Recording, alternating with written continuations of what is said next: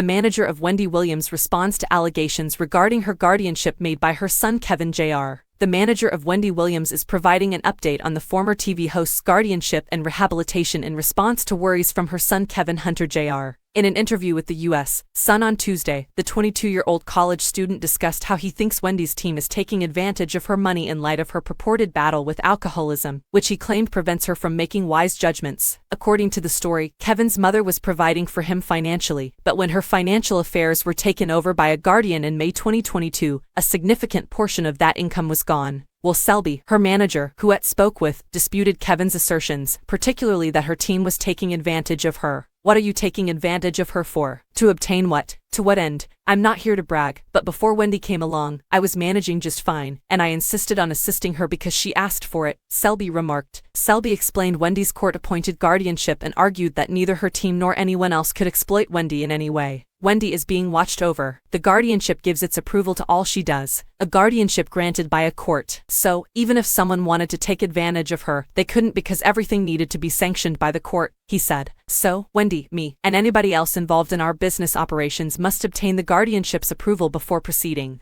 How then could someone abuse her? The former jeweler-turned-manager also criticized the 22-year-old for approaching a publication before addressing his worries with his mother. Would you call an online publication first if your mother was in danger of dying?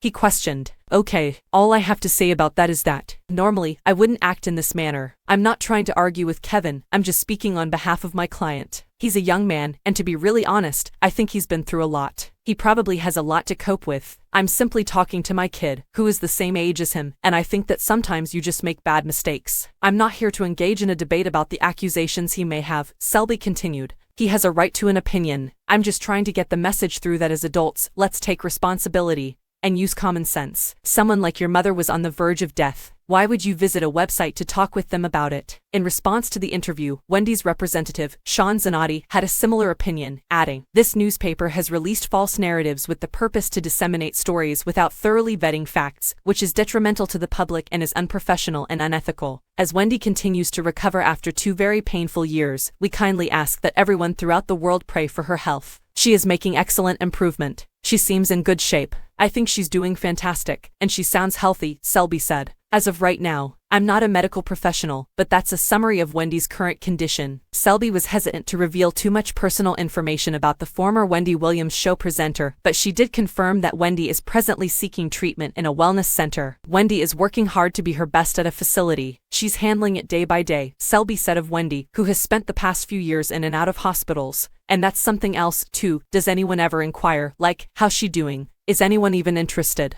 Everyone seems to only release negative material on her, and that seems to be the main focus. Why don't we just pause for a second and ask, hey, how's she doing? Is she all right today? Why is it that the main concern? Why aren't we discussing that on a daily basis?